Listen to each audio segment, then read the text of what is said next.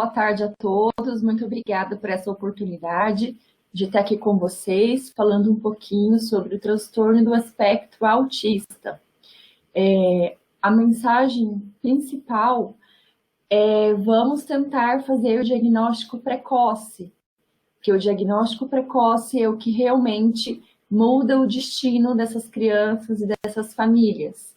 Então, o maior objetivo da gente estar de uma forma até maçante falando sobre o autismo é para conscientizar, né, e orientar os profissionais da saúde, né, e também da multidisciplinariedade, para terem o conhecimento, para ter o olhar aguçado em relação ao autismo e orientar as famílias a procurarem ajuda. Eu sou médica, sou pediatra, né, fiz residência em pediatria pela Universidade Federal de Mato Grosso, tenho uma pós-graduação em intervenções em neuropediatria, outra em transtornos mentais, tá? Um curso de formação em pediatria integrativa e também um curso de atualização em psiquiatria infantil. Antes de começar a falar sobre o transtorno do espectro autista em si, eu acho muito importante a gente relembrar onde começa o neurodesenvolvimento de uma criança.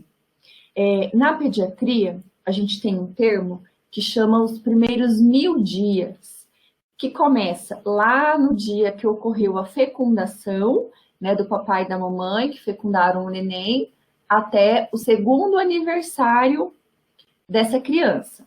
Então, compreende todo o período gestacional e os 2 primeiros anos de vida dessa criança. Esses primeiros 1000 dias, eles são extremamente importantes para o desenvolvimento de qualquer transtorno do neurodesenvolvimento, para desenvolver ou para bloquear, caso tenha uma carga genética positiva, tá? Então, os fatores pré-gestacionais e a gestação, elas são fases muito importantes. A nutrição materna também é um fator protetor para o transtorno do espectro autista e outras comorbidades do neurodesenvolvimento. É importante a gente lembrar que o GABA é o nosso neurotransmissor inibitório principal e a glutamina é o excitatório principal. Então, o estado emocional, o estado de estresse materno durante a gestação, ele pode favorecer ou não transtornos do neurodesenvolvimento na criança, tá bom? Momentos como o periparto, que compreende antes do parto, o parto e logo após o parto, e os primeiros 28 dias de vida desse neném, que é a fase neonatal, eles são também extremamente importantes para definir a qualidade do cognitivo dessa criança, certo? E relembrando que nos primeiros 1000 dias de vida da criança é onde a gente tem a nossa programação metabólica. Então, a alimentação é extremamente importante. O estímulo a várias habilidades diferentes é muito importante. A qualidade do sono é muito importante, ok?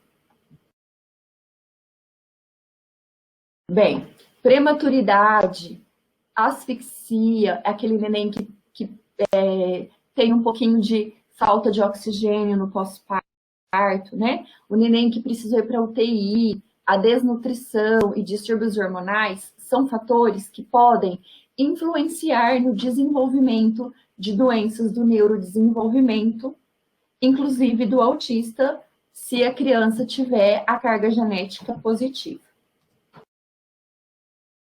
Bom, então é um transtorno do neurodesenvolvimento, ele é um transtorno bem complexo, tá? E ele é caracterizado por comprometimentos na área de interação social, certo? Então, é aquela criança, é aquele bebê que não consegue compartilhar experiências, ele não divide brincadeira, ele não entende as propostas que são feitas a ele. Sabe? É aquela criança que tem um brinquedo na mão, alguém dá um brinquedo para essa criança e ela simplesmente não consegue entender que aquilo, que o aviãozinho é para brincar de aviãozinho, que o carrinho é para brincar de carrinho. Então, ela tem uma dificuldade de compreender os comandos, tá bom? Está envolvido com sintomas emocionais, cognitivos, podendo ter também sintomas motores e os sensoriais. A habilidade social e a capacidade de reconhecer, então, o pensamento do outro, que é o que a gente chama de empatia, elas estão prejudicadas na criança que tem o transtorno do espectro autista, tá? Os interesses, eles são extremamente restritos. São crianças que têm necessidade de rotina, de rituais, elas têm pouca flexibilidade. Se muda um pouquinho o horário da rotina do sono, ou se atrasa um pouquinho a rotina alimentar, a criança ela se já desorganiza, ela já apresenta sinais de sofrimento. A incidência é mais ou menos 4:1, tá? Ela é mais predominantemente em menino, o que justifica a cor azul, sendo a cor que representa o autismo, né? E a grande pergunta que as pessoas fazem é por que tem aparecido tanto autista por aí? A primeira coisa é que hoje a gente tem o DSM-5 que nos traz critérios diagnósticos muito bem definidos na orientação se é ou se não é autismo, tá? O diagnóstico precoce, ele está sendo falado. Nós estamos arduamente falando para os professores, para os profissionais, para os terapeutas, fono, físio, psicóloga, nutricionista, abrangendo, né, o olhar desses profissionais para nos ajudar a pegar essas crianças lá dentro dos primeiros 1000 dias. Então, o que a gente quer, né, é conscientização para fazer diagnóstico precoce dentro dos 1000 dias, para a gente ter ainda a neuroplasticidade, que é o que acontece nos meus primeiros 2 anos de vida, tá? Ok, bom, então assim, a gente estava aqui falando na incidência, né, e por que a gente tem visto tantos casos do autismo. Então, só recapitulando, o DSM-5, ele nos guia de uma maneira bem objetiva, né, com os critérios diagnósticos, e também a maior conscientização das pessoas.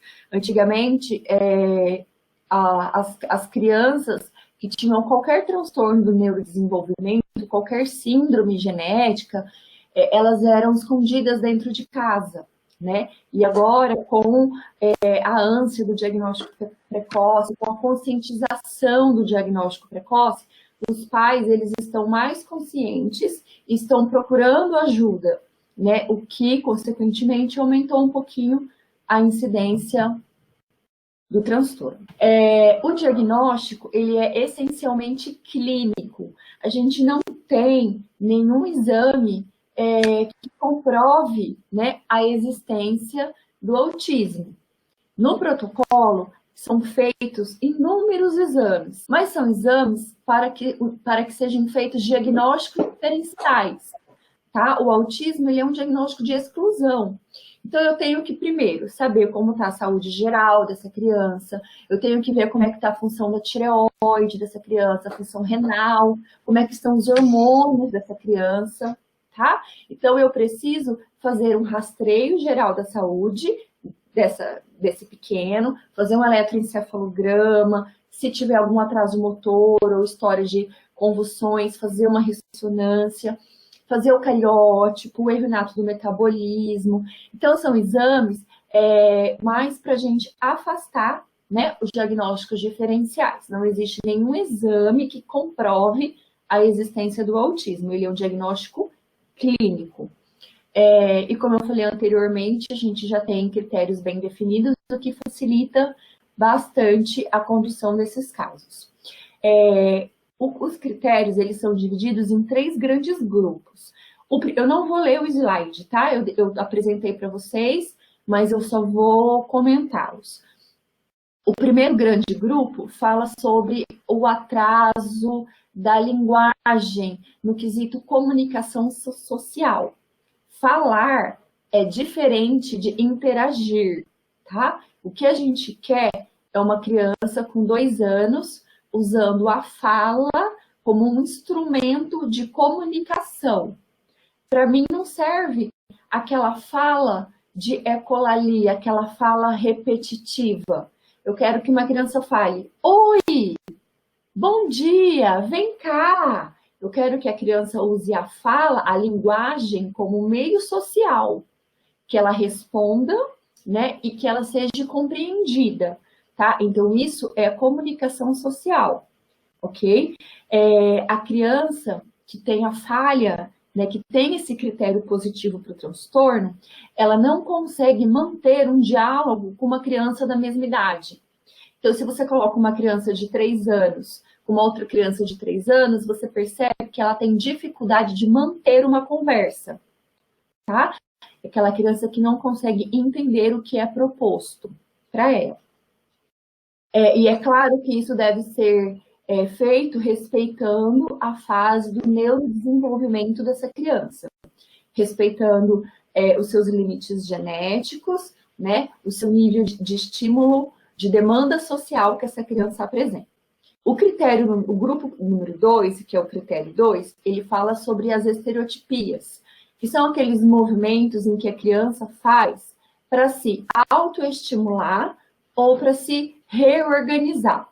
É quando ela começa, quando ela tem uma necessidade de estímulos e ela não encontra esse estímulo no ambiente.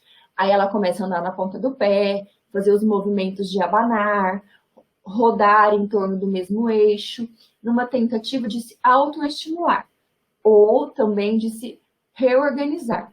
Por exemplo, ela está recebendo muitos comandos ao mesmo tempo. Ela está recebendo um som muito alto e aquilo lá desorganizou as suas sinapses nervosas. O que a criança faz? Ela apresenta um movimento estereotipado, como se por alguns segundos ela se desligasse desse estímulo externo para se reconectar depois de uma maneira mais organizada, ok? Então, esse é o nosso critério 2. Também um exemplo de critério 2 são as necessidades de ritual. Então, é aquela criança que se o pai ou se a mãe muda o jeito de pôr a mesa, a refeição, o almoço, é aquela criança que tem sensibilidade sensorial, que tem uma dificuldade alimentar muito severa, é aquela criança que põe tudo na boca, por exemplo, é claro que muito pequenininho é normal pôr as coisas na boca, tá? Aí a gente tá falando de crianças maiores, uma criança de 5, 6 anos, por exemplo, pega um objeto, um papel, um sapato, ou uma coisa assim, e leva na boca. Isso daí é sensorial, tá? Ou aquelas crianças que têm seletividade alimentar muito grave, aquela criança que tem dificuldade com textura, com temperatura, isso também é critério 2. O critério 3, ele fala assim, que como o autismo ele é uma doença geneticamente determinada, ele é um transtorno, perdão, geneticamente determinado, ele aparece, os primeiros sintomas obrigatoriamente têm que aparecer na infância, na primeira infância, né, que são até os 7 anos de vida. E a gente tem que entender qual é o contexto familiar em que essa criança está inserida. E tem que respeitar a demanda social sobre essa criança. A demanda social de uma criança de 1 ano é o quê?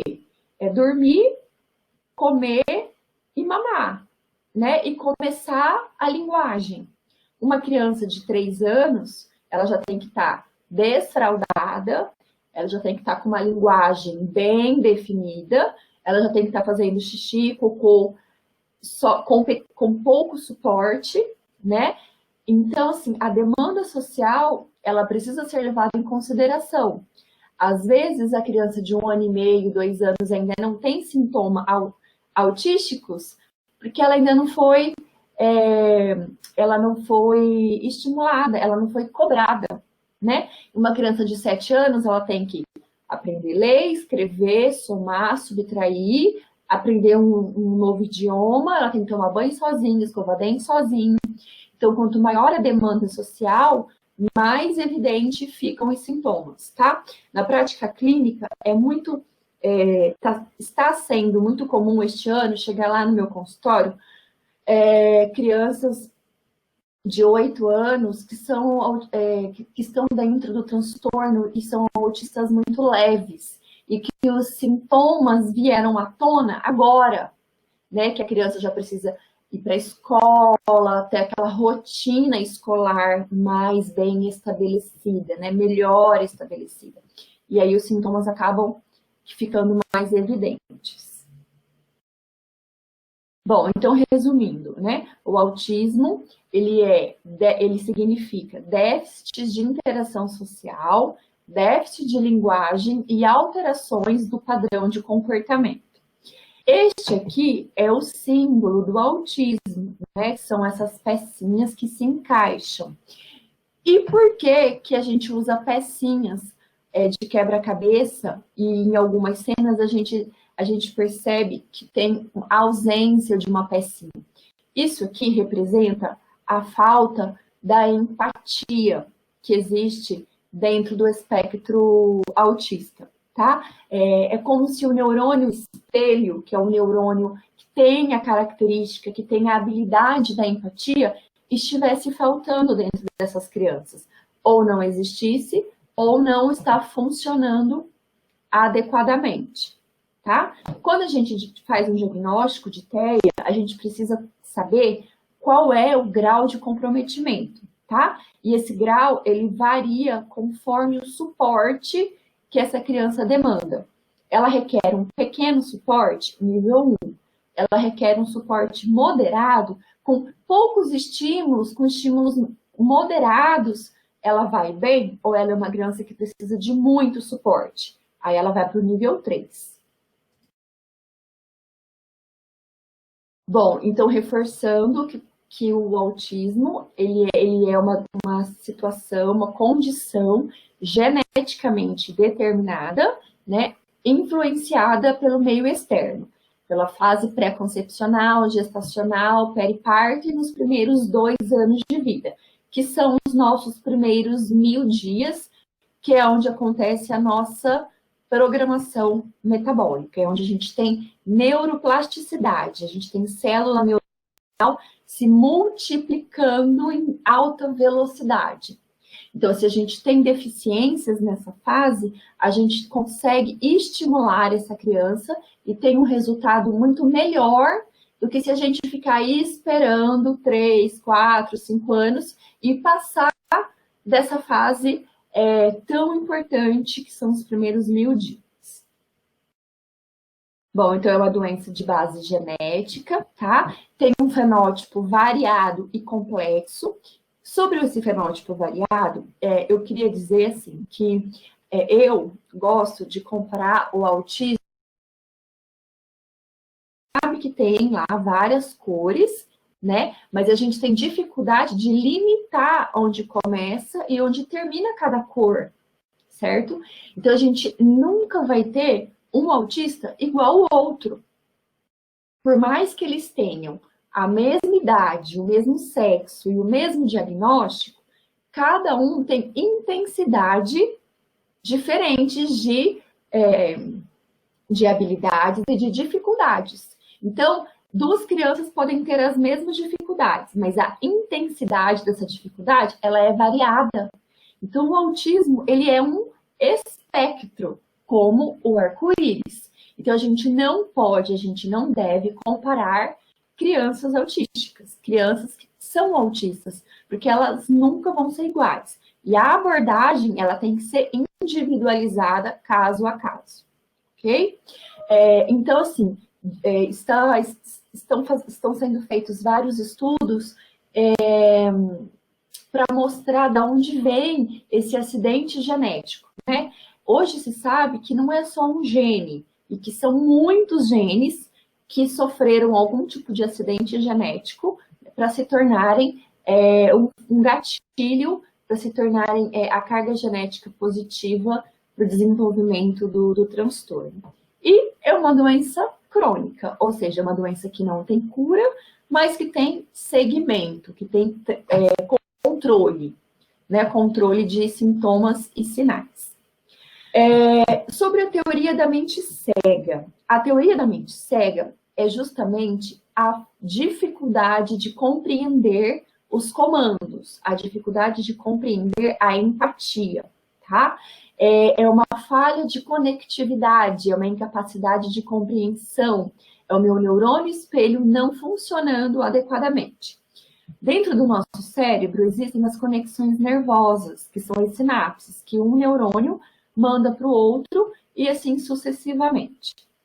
Na cabecinha da criança autista, essas conexões, elas são mais frágeis e como se elas sofressem como se elas ficassem muito fininhas. E aí, essa informação chega no outro neurônio de uma maneira já desorganizada, não tão intensa, certo? E aí a resposta a esse estímulo não é tão boa.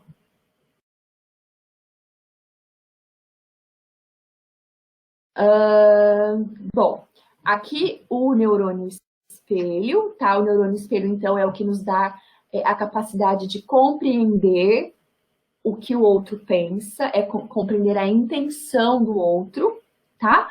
E também é aquele neurônio que faz a criança, a menina, lá dos seus 4, 5 aninhos, se olhar no espelho e se ver uma linda princesa, uma linda bailarina. E o menino pôr a capa lá e se olhar no espelho e se ver um super-herói, certo? Isso acontece graças ao nosso neurônio espelho. Bom, então a empatia é a nossa capacidade de perceber a intenção de outras pessoas, né? É uma capacidade intuitiva de prever ações e reações. E a nossa habilidade de envolvimento emocional. Por exemplo, eu sempre gosto de dar um exemplo de um grande professor da psiquiatria infantil. Ele usa o exemplo do adulto jovem. Lá o rapaz de 18 anos que começa a frequentar as casas noturnas. Ele entra numa boate, ele faz aquela varredura visual, né? E do outro lado da boate ele vê uma moça que olha para ele e que sorri para ele. Na cabeça dele, ele traça uma estratégia para chegar até aquela moça.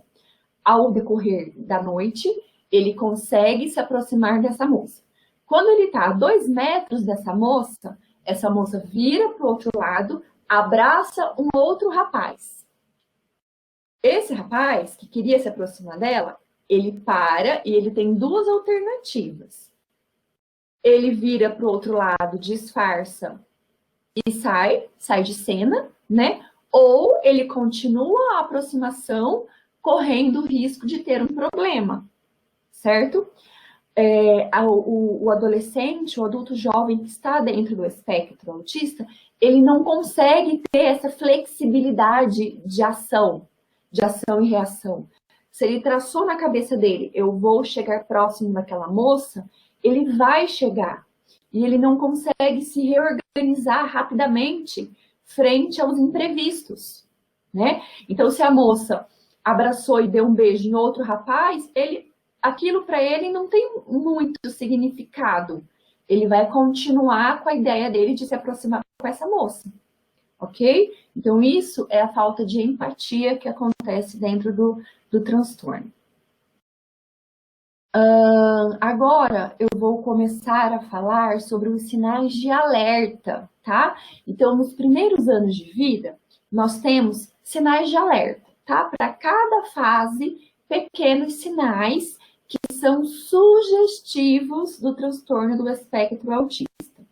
Pode ser que seja, pode ser que não seja, que possa ser uma outra dificuldade, ou possa ser uma falta de estímulo, ou qualquer outra condição patológica, ok?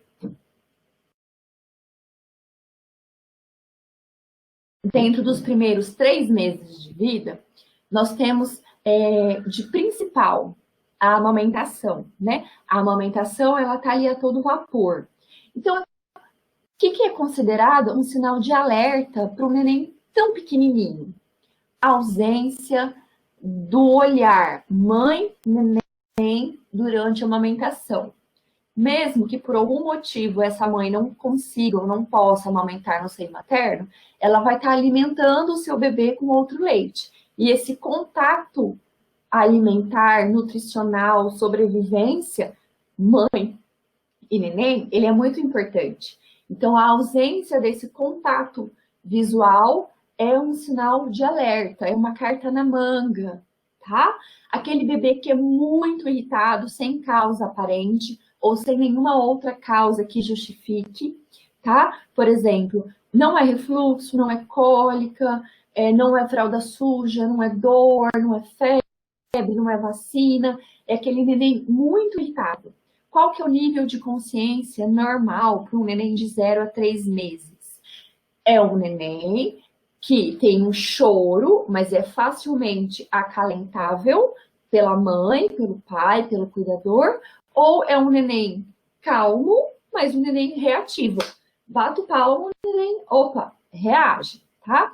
Então, aquele neném que está distante desse limite de normalidade, a gente precisa ficar de olho. Aquele neném que é muito quietinho, que não chora para nada, que toca a fralda suja, não chora, que está sem mamar há 4 horas e também não reclama, também é visto como um sinal de alerta.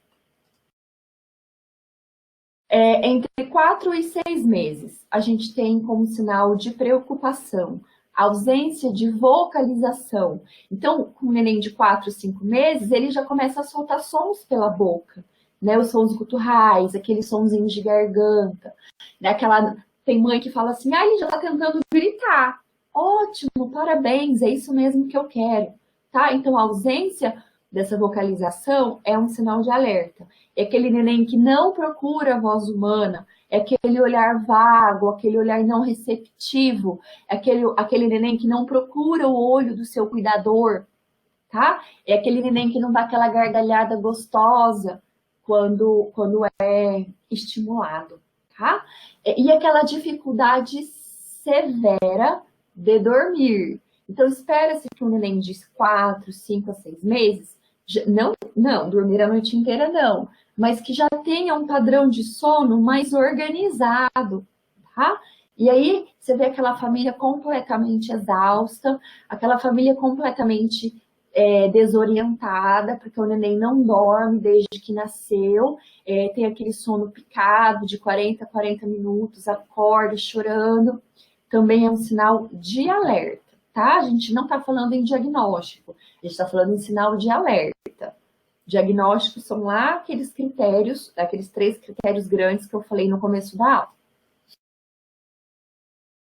Sinais de alerta para uma criança após o 6º mês. Então, no 6º mês, entrando aí no 7º, a gente tem um grande evento, que é a introdução alimentar. Toda criança que começa a comer, ela vai ter a sua reação particular. Tem criança que vai comer tudo desde o primeiro dia, tem criança que não vai comer e ela vai ter o tempo dela para aprender a mastigar a banana, que é diferente de mastigar a maçã, que é dura, né? Ela vai começar a perceber que a melancia é mais aguada, né? E que a outra fruta é mais seca e assim por diante. Então, quando eu falo em dificuldade alimentar, é aquela dificuldade alimentar persistente, severa, que a criança já está lá no 8º mês e está perdendo peso.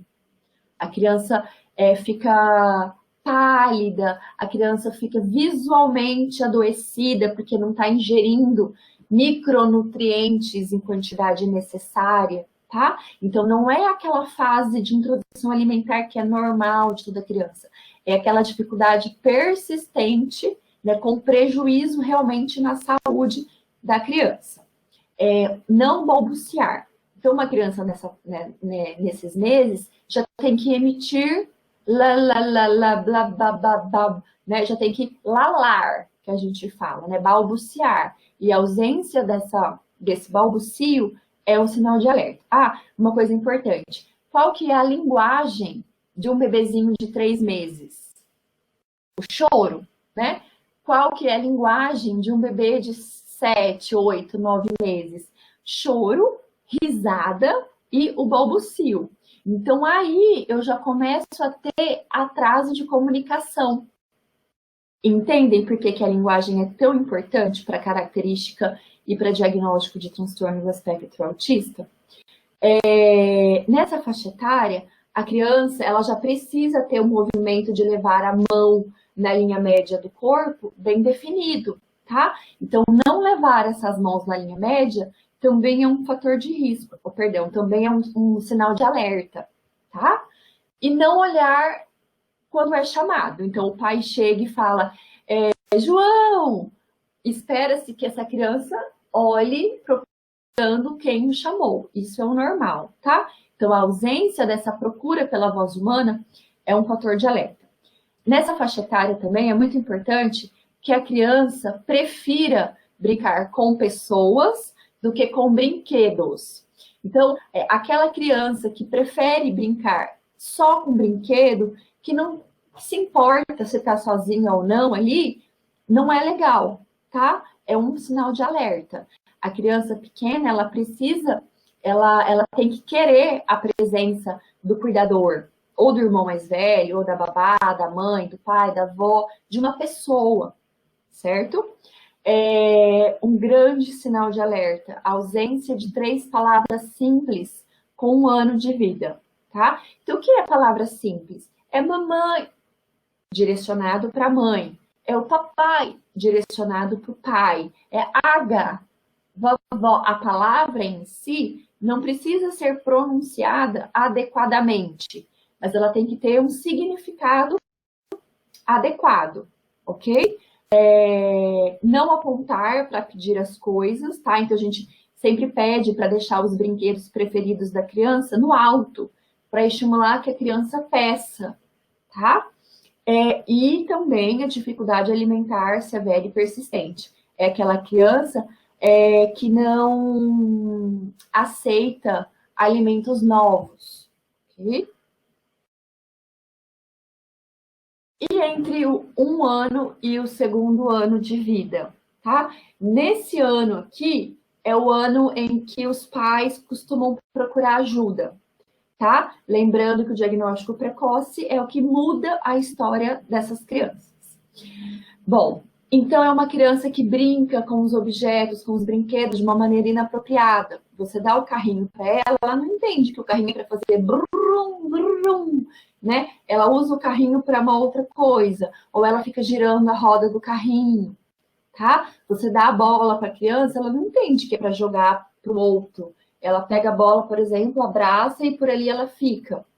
Brincar de bloco. A criança dessa idade tem que montar bloco de torres de 3 blocos, né, com 1 ano. A criança ela não consegue, ela não tem essa coordenação de empilhar 3 bloquinhos. Sensibilidade exagerada aos sons, uma porta que bate, um liquidificador, uma buzina, uma janela que treme num dia de ventania, tá? Isso daí são barulhos que normalmente eles reclamam. Andar na ponta do pé, o choro sem causa aparente, aquela criança que chora sem nenhum motivo evidente, tá? Girar em torno do seu próprio eixo ou girar em torno de algum objeto, o atraso da linguagem, que a gente já conversou, a dificuldade do sono, aquela criança que não dorme ainda, tá? É aquela criança que não tem imitação. A ausência da imitação nessa faixa etária já me mostra que o meu neurônio espelho está começando a atrasar, está começando a não funcionar adequadamente. Então, é muito importante uma criança de 2 anos, até menos, de 18 meses, imitar a mãe, pentear o cabelo, imitar o pai, escovar os dentes. Então, a criança ela tem prazer em imitar. Né? Ela vê a mãe falando no celular, ela pega qualquer objeto e põe na orelha para dizer que é o celular. Né? É muito. A menina adora dar papinha para a boneca. Ela está imitando, né, quem dá a papinha para ela. O menino chuta a bola e assim por diante. Tá? Então, a ausência da imitação é um grande sinal de alerta nessa faixa etária. O Pupu achou que aquela brincadeira de esconder e aparecer. Eu espero que depois que eu fizer o terceiro movimento, a criança já faça sozinha. Porque ela tá achando legal, esconder e achar, todas acham legais, dão aquela gargalhada gostosa, né? E a partir do meu terceiro movimento, o quarto ela faz praticamente sozinha. A ausência disso é um sinal de alerta, ok? Bom, e o que é a poda neuronal? Existem alguns estudos dizendo que a ausência da poda neuronal pode ser a responsável pela hipersensibilidade neurosensorial em que essas crianças apresentam. O que é a poda neuronal? Lembra lá atrás que eu falei sobre a fase da hiperplasia celular? Lá na gravidez, lá no período gestacional, o corpo inteiro dessa criança está se multiplicando, né? As células estão se organizando em órgãos e em sistemas. Depois que essa criança nasce, até os 2 anos de vida, eu ainda tenho uma grande neuroplasticidade, eu ainda tenho uma grande hiperplasia celular. Normalmente, entre 2 e 3 anos de idade, eu tenho a minha primeira poda neuronal, que é como se o corpo naturalmente eliminasse o excesso de célula que não foi usada. Aquelas células que não foram estimuladas, o excesso celular, né, o corpo naturalmente elimina. Essa eliminação fisiológica, ela não acontece na criança que está dentro do espectro, provocando o aumento da sensibilidade que essas crianças têm a texturas, a som, a luz e etc e tal, ok? Então, eu tenho essa quebra, essa poda neuronal nessa faixa etária aqui do neurodesenvolvimento das crianças. Então, a partir dos 3 anos, o que é considerado um sinal de alerta? É aquela criança que tem um comportamento rígido, tem que dormir no mesmo horário, com o mesmo pijama, com o mesmo tom de luz, com a mesma história, com o mesmo brinquedo. O leite ou o chá tem que ser na mesma temperatura, do mesmo jeito, da mesma maneira. Necessidade de rotina fixa, é uma criança que não tem jogo de cintura, que se um colega fala para ele, não quero brincar com você hoje, ele não fala, vou brincar com outro. Não, ele fica ali todo constrangido e não consegue criar uma outra alternativa de brincadeira, tá? É uma interpretação errônea de situações corriqueiras. Por exemplo, se alguém fala assim, seu pai vai virar uma onça se você fazer isso. A criança não entende, tá? Ixi, Maria, hoje vai chover canivete. Não consegue compreender, tá bom? Então, eles não conseguem compreender a linguagem figurada das coisas. O atraso de linguagem e também a seletividade alimentar. Após os 7 anos, a gente já está no início ali da segunda infância, tá? Então, o que a gente vê? A gente vê a mãe dizendo assim, a minha criança, ela é estranha. Aí eu falo, estranha como? Aí, a escola me chamou dizendo que ela não consegue sentar para fazer a refeição junto com os colegas, que se algum colega encosta nela no horário do lanche, ela entra embaixo da mesa, ela se aborrece, né? A minha criança tem 8 anos, mas adora brincar com uma folha de árvore. Então, viu uma folha de árvore que caiu no chão, ela tem uma necessidade incontrolável de pegar essa folha e trazer para casa. E na minha casa já tenho coleção de folhas que caíram de árvore, sabe? Então, apego a objetos incomuns, tá? Aos 7 anos também, eu quero que a minha criança já conheça todas as letras do alfabeto e já saiba contar, tá? Então, uma criança típica, uma criança que tem um neurodesenvolvimento bom, eu quero que ela chegue aos 7 anos já pronta para quê? Para alfabetização. Então, ela tem que saber todas as letras do alfabeto e todos os números.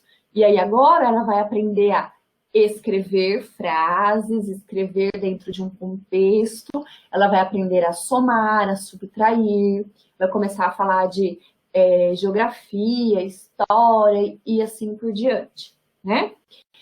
Então, assim, o atraso ou a dificuldade de iniciar a alfabetização também é um sinal de alerta. O neurodesenvolvimento, ele precisa passar por fases bem sedimentadas. Sensório motor, pré-concreta, concreta e a formal, né? Que são as fases do desenvolvimento da psiquiatria infantil. Se uma fase não foi bem estabelecida, se ela não estiver bem sedimentada, essa criança ela pode ter dificuldade de se adaptar na fase seguinte. Então, é muito complicado você querer que uma criança aprenda todas as letras do alfabeto se ela ainda usa fralda, por exemplo. Né? O desfraude ele tem que acontecer por volta de 1 ano e meio a 3 anos. Com 3 anos, a minha criança ela tem que estar desfraldada, certo? Então, se uma fase não estiver bem sedimentada, eu posso ter dificuldade para entrar numa outra etapa do desenvolvimento. Doutora, minha criança ela é extremamente inteligente. Ela sabe olhar todos os mapas, ela conhece o mapa do Brasil, da Itália, de tal e tal. Ótimo, o autista, ele não tem déficit cognitivo, né? A grande maioria das crianças que estão dentro do espectro autista, elas têm um nível de inteligência normal. E eu tenho uma que é, na maioria das vezes, inclusive, os TEA leve, que antigamente eram chamados de Asperger, tá? E existem alguns, um pequeno grupo, que a gente chama de foco seletivo, de hiperfoco. É uma área, é uma ilha de habilidade. É uma criança que tem a flexibilidade, que tem a necessidade de ritual, mas se tocou no assunto que é a ilha de habilidade dela, nossa, ela deslancha, ela sabe tudo. Tem criança que tem a ilha de habilidade, por exemplo, uma língua estrangeira. Então, a criança vai chegar aos 7 anos muito bom em várias línguas estrangeiras. Um exemplo, tá bom? Dificuldades com texturas também é sinal de alerta, risada ou choro sem motivo aparente, ausência de noção de perigo e uma hiperatividade motora e a ecolalia. Também são sinais de alerta. Aqui, resumindo, né? Então, lembrando que o autismo, ele é determinado pela nossa carga genética, mas ele é completamente influenciado pelo nosso ambiente, tá? Nós temos alterações, então, social, principalmente da nossa linguagem, né? Com desenvolvimento das redes corticais, podendo prejudicar o desenvolvimento motor. Resumindo, então, um déficit persistente na comunicação e interação social em múltiplos contextos e em ambientes diferentes. Então, não vale a criança ser assim só na escola ou ser assim só em casa. A criança ela tem que ter o mesmo padrão de comportamento em todos os ambientes. Em casa, na escola, na casa da avó, na casa do amigo, na igreja, no supermercado, ok? E lembrando que os sintomas eles devem estar presentes nas fases iniciais do neurodesenvolvimento e tem que causar prejuízo significativo na vida da criança. Lembrando, gente, que tudo isso que eu falei são sinais de alerta, tá? Se a criança apresenta vários sinais de alerta, você tem que procurar um profissional que seja especialista no neurodesenvolvimento, ok? E aí este profissional vai colher uma anamnese detalhada de todo o contexto familiar dessa criança, vai ver se essa criança encaixa naqueles grandes 3 grupos, para depois fazer diagnóstico. Coletar aqueles exames genéticos antes, caso seja necessário, tá bom? Existem testes, existem escalas que nos ajudam também, né, a nortear o diagnóstico. O exame físico, né, ele precisa ser feito, até para se descartar síndromes que cursam com malformações físicas, tá? E a percepção médica é muito importante. A gente tem que lembrar, assim, que se essa criança ela não tem estímulo, se é uma criança que fica muitas horas em frente a um computador, a um videogame, ela não vai ter o estímulo da linguagem, que a criança ela adquire habilidade imitando e não consegue imitar a tela, porque a tela não é 3D, né? Não tem, a tela não tem toque. Então, a gente tem que ver se realmente é autismo ou se é um estímulo ambiental que não está tão bom. Então, muito cuidado também com os excessos, né?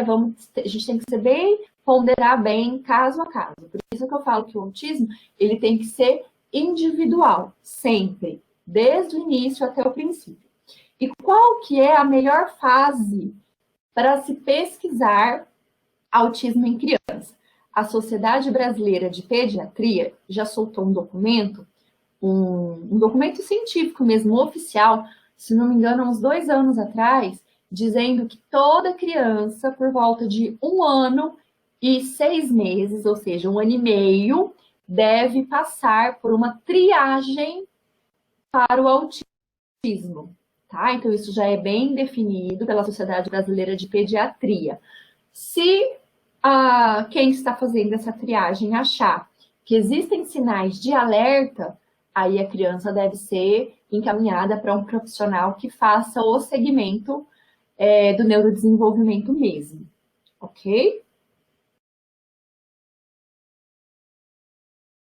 E sobre o tratamento, sobre as primeiras abordagens, o que fazer, né? A gente vê muita família entrando em desespero, em luto, quando recebe esse diagnóstico. Olha, a minha primeira mensagem é que, se o diagnóstico for em tempo hábil, o seu filho, o seu paciente, ele pode ser muito bem assistido e ele pode ter uma evolução muito boa, tá? Isso depende de cada caso.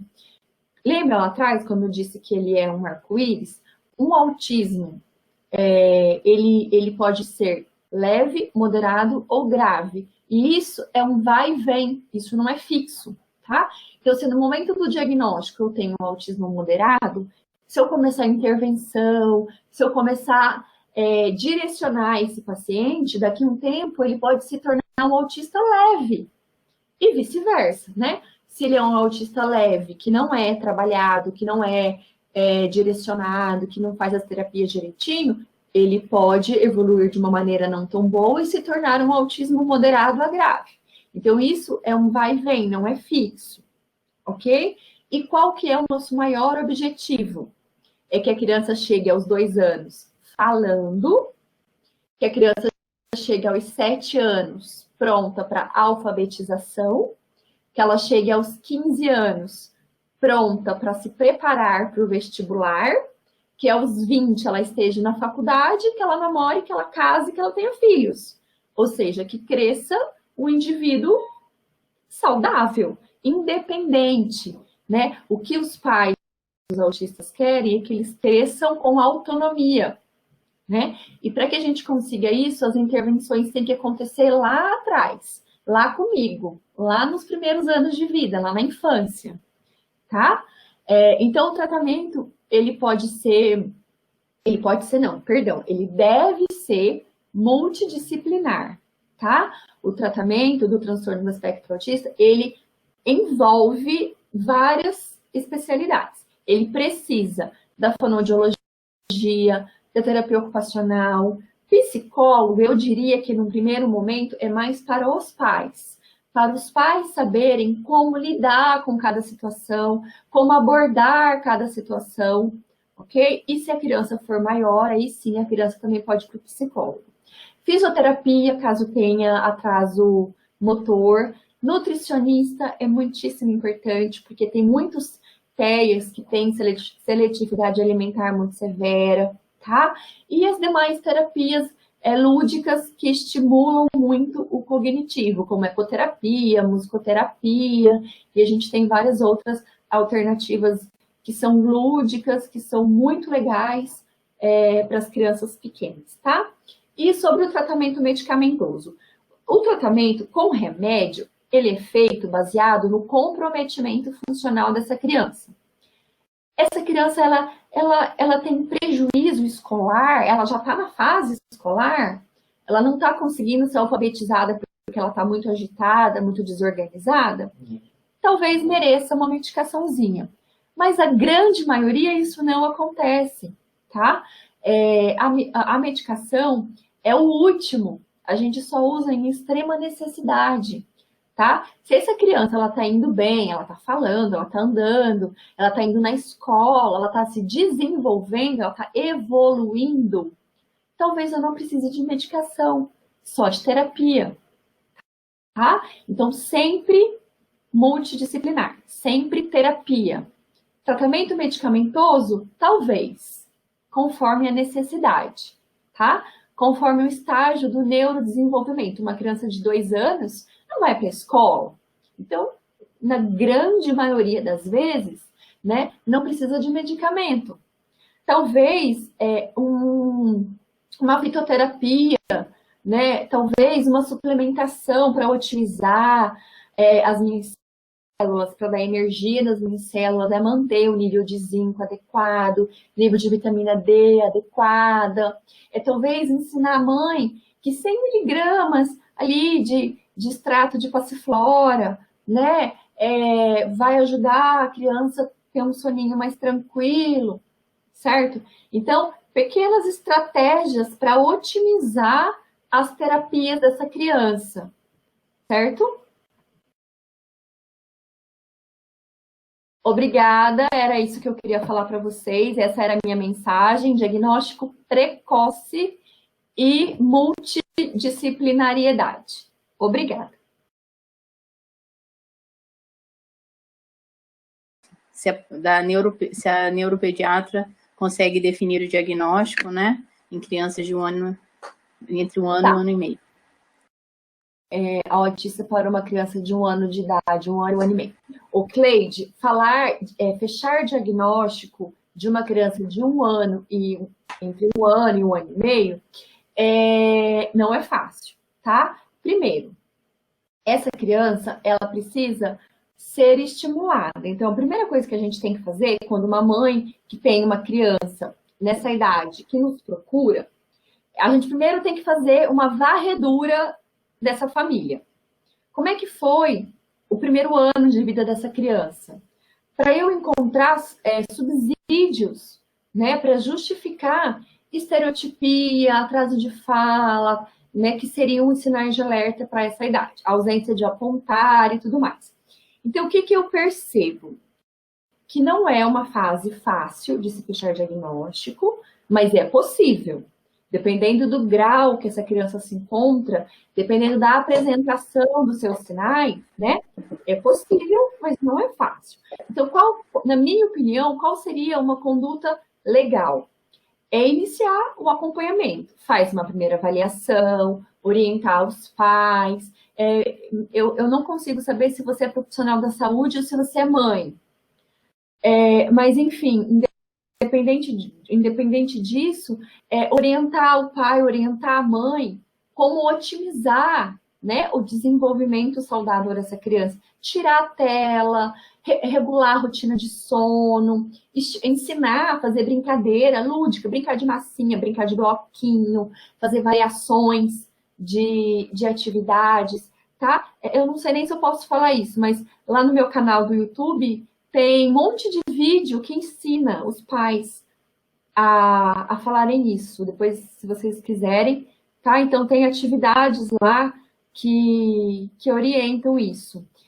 Então, a gente tem que primeiro fazer essa limpeza ambiental, né? E se tiver atrasos severos, começar a intervenção. Então, bom, uma criança de 1 ano e meio que não fala, mas que eu não tenho todos os critérios para fechar autismo. Eu vou intervir imediatamente, tá? Então, eu não preciso fechar o diagnóstico para depois intervir. Não. Eu posso primeiro intervir, estimular essa criança. Bom, ela não fala, não é? Então, independente se é autismo ou se é qualquer outra condição, ela precisa ser ajudada, não é verdade? Então, o que eu vou fazer? Eu vou ajudar essa criança, eu vou mandar ela para fono. Se é uma criança com seletividade alimentar de origem neurosensorial, mas fala de tudo, ou seja, ela não tem critérios para autismo, mas ela precisa de ajuda, certo? Então, eu vou intervir, vou orientar essa família a procurar a terapeuta ocupacional, que faz esse tipo de intervenção, e daqui 3 meses, que eu acho que é um tempo bom, eu reavalio essa criança. e vejo, faço o questionário tudo de novo. Eu tento interagir de novo com essa criança e eu vejo se ela teve evolução, ok? Então, ao meu ponto de vista, nessa idade que você falou, é isso. Só comentando, Karina, a Cleide colocou no chat que ela é fonoaudióloga, mas nós queremos agradecer a presença dos profissionais de saúde. Nós percebemos que tanto aqui como nos outros meios de transmissão, nós temos várias mães de paciente. Muito obrigada pela presença. Então, dando continuidade, a próxima pergunta é do Francisco. É possível estabelecer um diagnóstico precoce para Asperger, também com os sinais de alerta que você disse? Sim. O Asperger, ele seria o TEA leve, né? O TEA leve, ele dá um pouquinho mais de trabalho, né, para a gente defini-lo, porque existe um linear muito estreito entre a falta de estímulo, né, e realmente o TEA. Por exemplo, uma criança de 2 anos e meio, o pai trabalha fora, a mãe trabalha fora o dia inteiro, chegam em casa exausto, né? Querem que a babá entregue a criança já de banho tomado, de janta dada, pronto para quê? Para dormir, né? E a babá quer o quê? A babá quer que a criança não chore e não se machuque. Então, aquela babá vai ficar ali com a criança no tablet, vendo os joguinhos, vai fazer tudo que essa criança quer, né, o dia inteiro. E aí os pais vão chegar exaustos, ainda tendo que mandar e-mail, pagar conta, pagar boleto e tudo mais, vão pôr a criança para dormir. Aí, de repente, a criança completa 2 anos e não fala nada. Aí eles me procuram. Doutora, vem cá, senta aqui, vamos lá. Como é que tá? Como é que é? Entende? Então, o TEA leve, aí você vai ver a criança, realmente a criança não fala nada, a criança não tem contato visual, a criança tem uma certa restrição a abraço, a criança não imita, a criança ainda usa fralda, né? Aí, assim, aí a gente se pergunta, e agora? Será que tem um gene aí do autismo? Ou será que essa criança foi tão super protegida, né? Foi tão cuidada ali pela babá e tudo mais, e os pais sempre muito cansados, não foi tão estimulada como ela deveria. Então, como eu falei para a Cleide, a gente vai intervir, primeiro a gente vai mostrar para o pai, mostrar para a mãe o que precisa ser melhorado, o que eles precisam fazer, né, para estimular essa criança. Vamos direcionar para a terapia que o caso permitir, né, solicitar, e vamos reavaliar essa criança em 3 meses. Tá? Então, o TEA leve, ele é muito próximo do TEA, da criança que é mal estimulada. Então, é possível sim, tá? Mas leva um pouquinho mais de tempo. Toda criança com interesse específico por algum assunto, não, Luzimere, não, tá? É normal, todos nós temos interesses por algumas coisas em específico, por uma matéria, por uma cor, por um tipo de roupa, por uma comida, isso é normal, tá? Isso daí é quando esse interesse, ele é discrepante de outras condições, de outras coisas. E lembrando que para fechar TEA tem que ter todos os critérios, tá bom? Tem um método, aí a Cleide fez outra pergunta aqui. Tem um método de alfabetização ideal para o autista?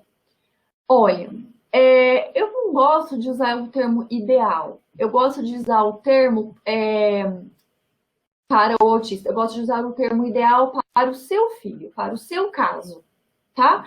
Então, eu acho que cada família, cada terapeuta, cada psicopedagogo tem que conhecer qual é a maior dificuldade e a maior habilidade dessa criança para poder ajudar.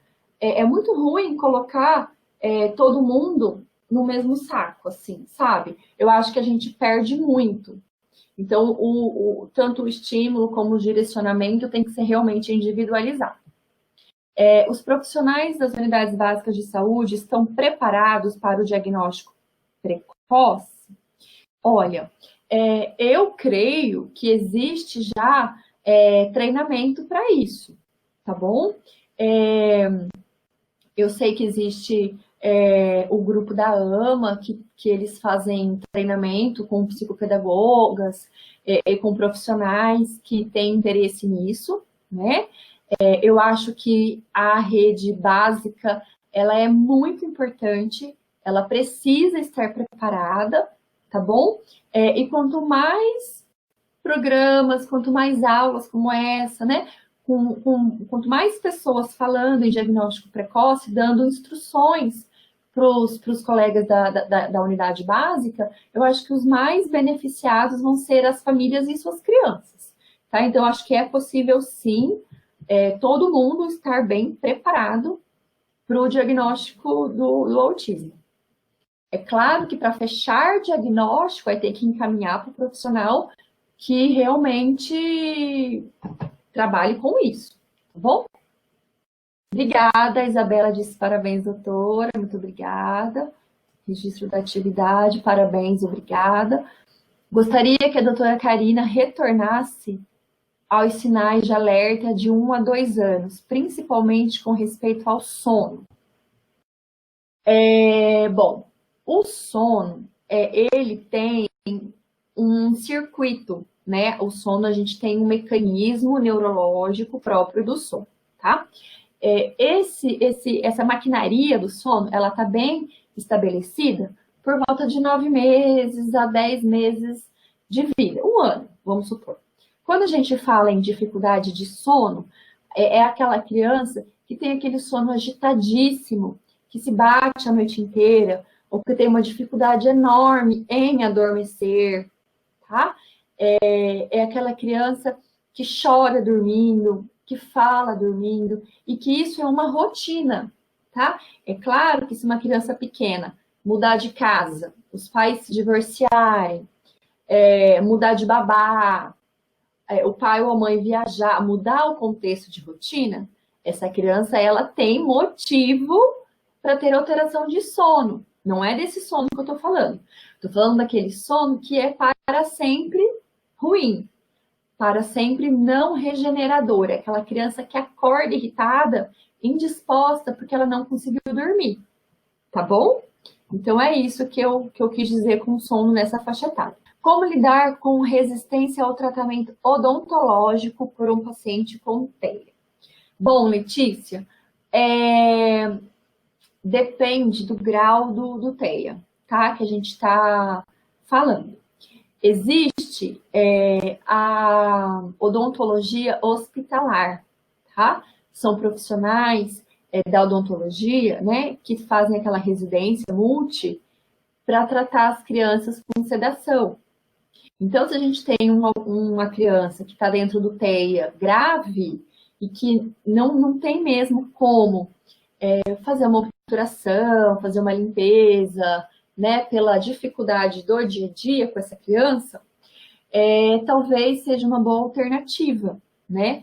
Aí faz todos os exames, função hepática, função renal, veja se a criança está com coagulograma tranquilo, e aí a gente encaminha para o odonto da PNI para nos ajudar, tá? Agora, se for um TEA leve ou até moderado, que a mãe consegue, né, segurar e acalmar com alguma estratégia, aí a gente só orienta individualmente o caso, né, e aí o odontopediatra consegue abordar.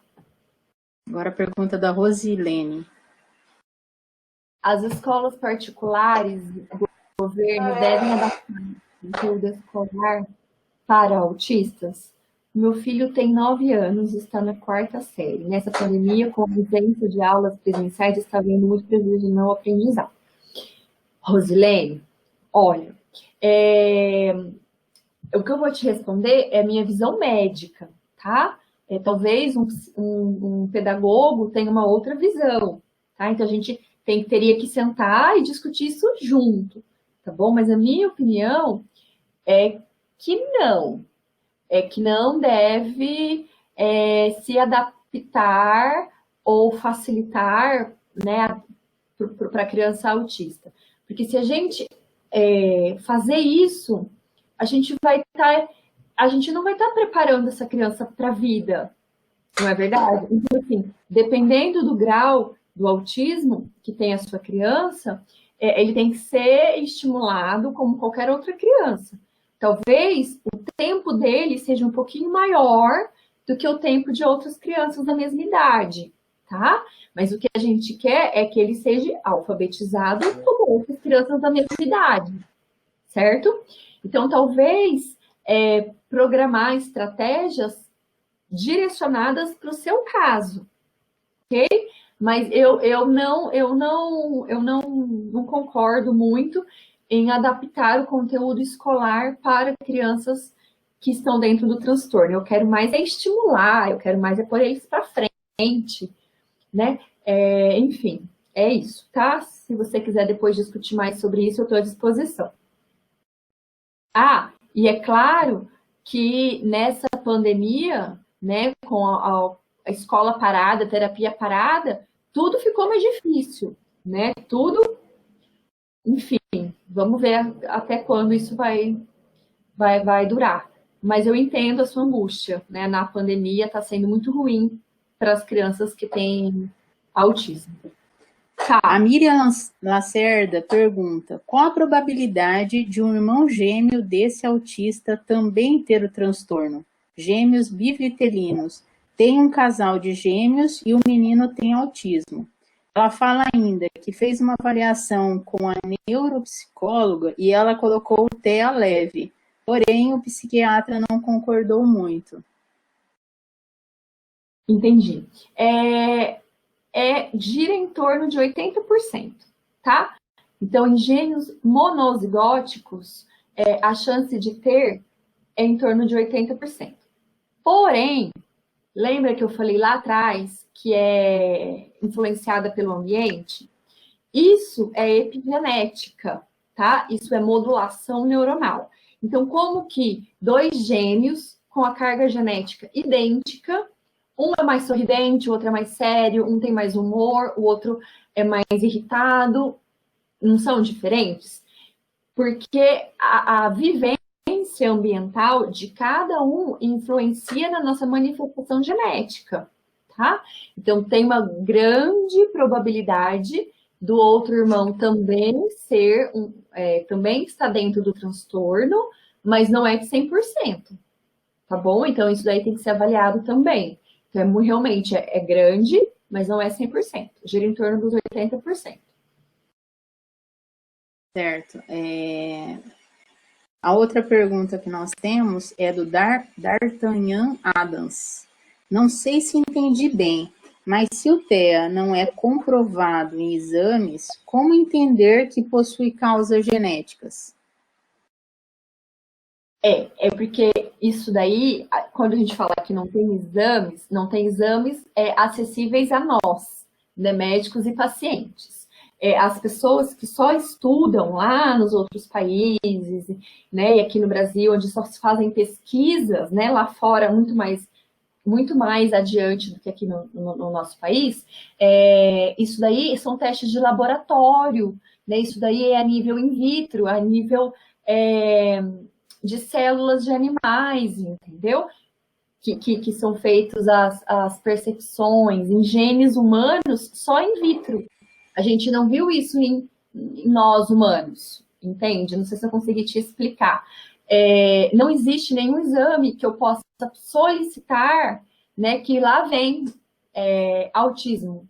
Não, isso aqui não existe. Por mais que você vá para um geneticista e ele faça todo um rastreio, não tem. A gente tem um exame que chama microarray.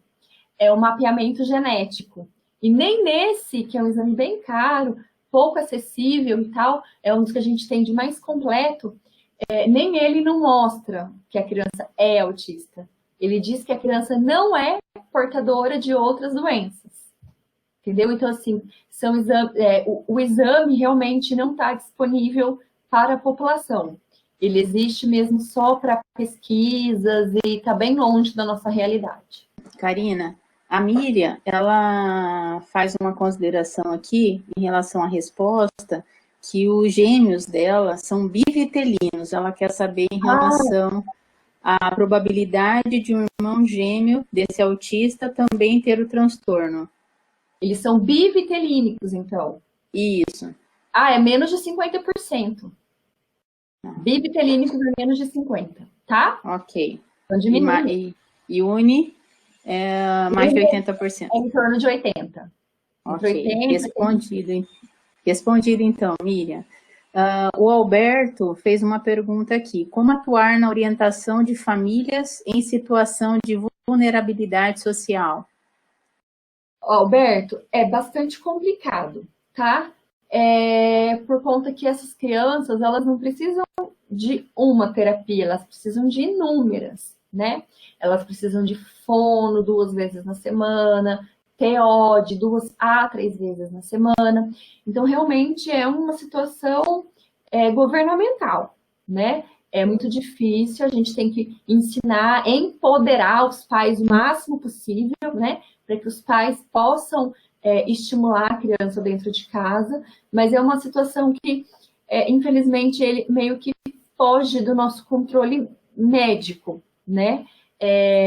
Mas é muito difícil, né? É orientar os pais, é tornar a mãe e o pai bons terapeutas, à medida do possível. Karina, muitos elogios, agradecimentos. Nós do Telesaúde te agradecemos e agora abrimos espaço para você novamente fazer as suas considerações finais.